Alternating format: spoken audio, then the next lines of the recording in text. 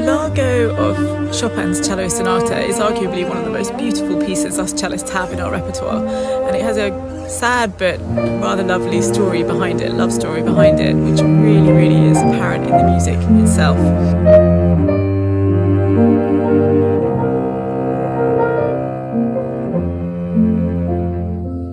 Next Thursday and Friday, August 15th, 16th, 10 a.m. to 11 a.m. Pacific time, I am very excited to be leading a free workshop. I'm also going to be providing free supplemental PDFs with some exercises. I will be discussing how to create different colours, how to create a continuous, a free vibrato. I'll be looking at chamber music making, how this beautiful love story is shown through the cello and piano parts.